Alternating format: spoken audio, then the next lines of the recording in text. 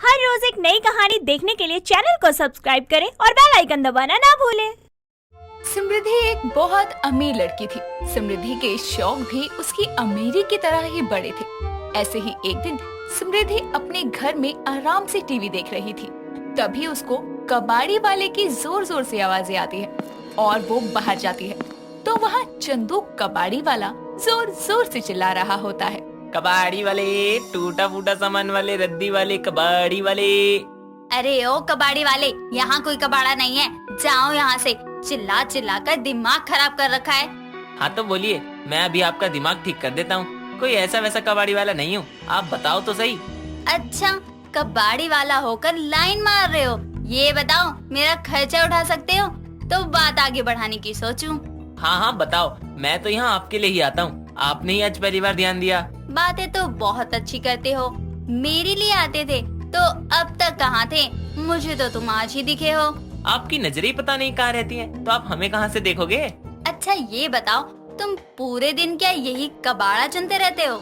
हाँ, जब काम ही कबाड़ी का है तो कबाड़ा तो चुनना ही पड़ेगा ना। पहली बार कोई कबाड़ी वाला भी अच्छा लगा। अच्छा लगा तो दोस्त तो बना ही सकते हो ना आप इस कबाड़ी वाले को। हाँ जी बिल्कुल।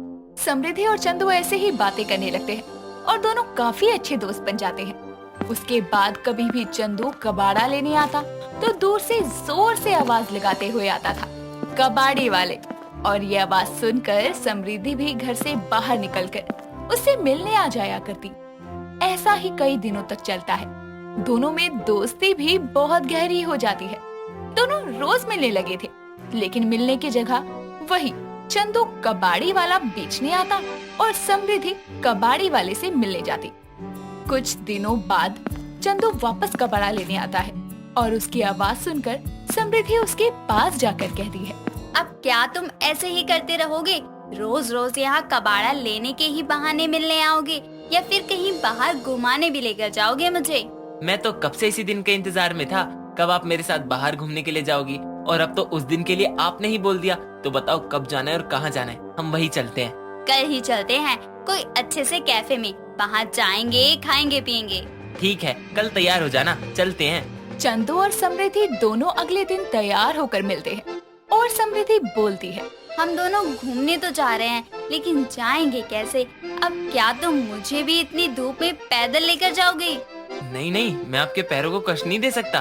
तो बताओ ना, कैसे जाएंगे? यहाँ तो कुछ है भी नहीं जिस पर हम दोनों जा सकते हैं। ऐसे कैसे? आपको मेरी ये कबाड़ी वाली गाड़ी नहीं दिख रही क्या? हम दोनों इसी पर जाएंगे।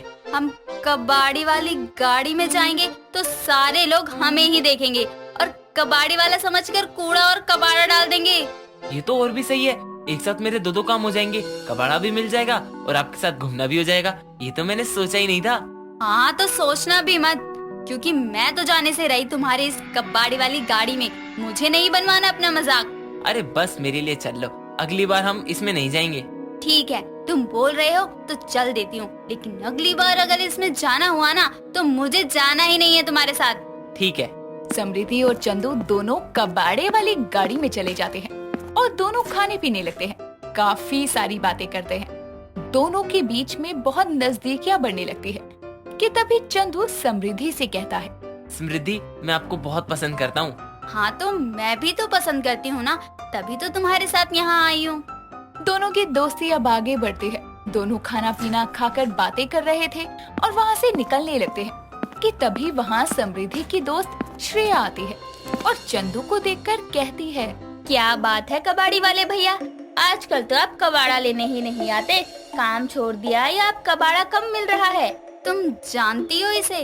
और नहीं तो क्या, यही तो है जो रोज हमारे घर का कबाड़ा लेते हैं, बल्कि हमारे पूरे मोहल्ले का कबाड़ा यही तो लेकर जाते हैं। लेकिन तुम इसे कैसे जानती हो और इनके साथ क्या कर रही हो? तुम भी जानती हो क्या इसे? वो हाँ, हम दोनों एक दूसरे को बहुत पसंद करते हैं, इसीलिए घूमने आए हैं। तुझे पूरी दुनिया में यही एक चंदू कबाड़े वाले से ही सेटिंग करनी थी यार। मुझे बता देती, मैं इससे अच्छे कबाड़ी वाले से तेरी सेटिंग करवा देती। इसमें हंसने वाली क्या बात है? तुम इतना भी क्या हंस रही हो? हंसू नहीं तो क्या करूं? मेरी दोस्त होकर कबाड़े वाले से सेटिंग कर रही है। मैडम, इतने भी क्या बुरे दिन आ गए थे तेरे? तो क्या हुआ? कबाड़ी वाले भैया, आप तो चुप ही रहो, आपको तो सोने की चिड़िया मिल गई। अब से तो समृद्धि भी गली गली जाकर कबाड़ा चुनेगी। क्यों समृद्धि, सही बोल रही हो ना मैं? समृद्धि चंदू के साथ वहाँ से मुंह बनाते हुए चली जाती है। थोड़ी दूर जाने के बाद वो चंदू से कहती है, क्या जरूरत थी उसे ये बताने की कि हम दोनों एक दूसरे को पसंद करते हैं? हाँ तो क्या हुआ, सच ही तो बताया है, अब सच बताने में कैसी शर्म। अब वो पूरे कॉलेज में फैला देगी कि समृद्धि की सेटिंग एक कबाड़े वाले से चल रही है। तुम्हें तो खुश होना चाहिए, जो लोग सोचते भी नहीं है वो तुम कर रही हो। हटो यहाँ से, मेरी पूरी कॉलेज में बेइज्जती हो जाएगी और तुम्हें खुशी हो रही है। इतना बोलकर समृद्धि वहाँ से घर चली जाती है और उसे चंदू के साथ सेटिंग करने में शर्म आने लगी थी। लेकिन उसे कुछ भी चाहिए होता तो वो चंदू से बोल देती। कुछ दिनों में समृद्धि श्रेया की बात भूल जाती है और चंदू के साथ पहले जैसे रहने लगती है। कुछ दिनों के बाद समृद्धि की गली में एक शेखर नाम का दूसरा कबाड़ी वाला लड़का गाना गाते हुए आता है। उसका गाना सुनते ही समृद्धि बाहर आती है और शेखर गाना गा रहा होता है। कबाड़ी वाला आया घर से कबाड़ा निकाल, कबाड़ी वाला आया घर से कबाड़ा निकाल। अरे ओ कबाड़े वाले, ये गाना तो पहली बार सुना है।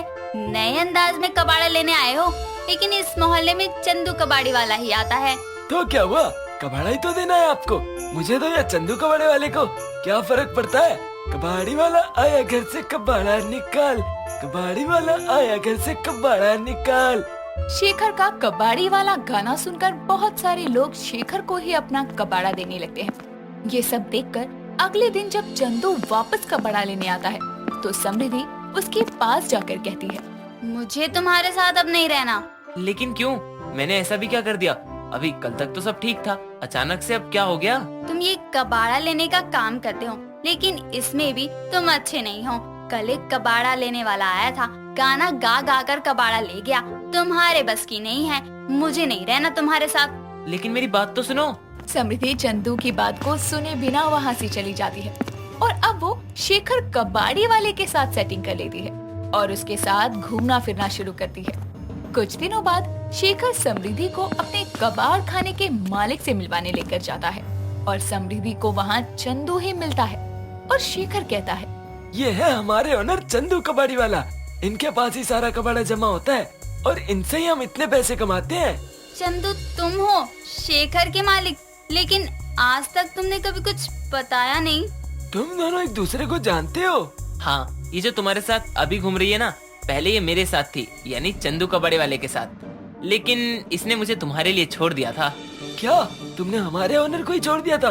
तुम्हारा क्या भरोसा, तुम तो मुझे भी छोड़ सकती हो, मुझे नहीं रहना अब तुम्हारे साथ। अरे नहीं शेखर, ऐसा कुछ नहीं था, ये झूठ बोल रहा है। तुम तो जानते हो ना मुझे। अपन को ऐसा वैसा कबाड़ी वाला समझा था क्या? अपन को फ्लावर समझा था क्या? अपन फायर है। अरे चंदू, तुम तो मेरी बात समझो, मैंने तुम्हें नहीं छोड़ा था, वो तो बस ऐसे ही बात नहीं कर रही थी। तुम तो जानते हो ना मैं तुम्हें कितना पसंद करती हूँ। मैंने एक कबाड़ी वाले से सेटिंग की थी और अब तुम भी मुझे छोड़कर जा रहे हो। चलो हटो, अब धंधे का टाइम हो रहा है, कबाड़ा लेने जाना है। चंदू समृद्धि को वहीं छोड़कर अपने काम पर लग जाता है और कबाड़ा लेने चला जाता है। इसी तरह समृद्धि की दो कबाड़े वाले से सेटिंग तो जरूर होती है, लेकिन एक से भी टिक नहीं पाती। समृद्धि अपना उतरा हुआ मुंह लेकर वापस घर आ जाती है।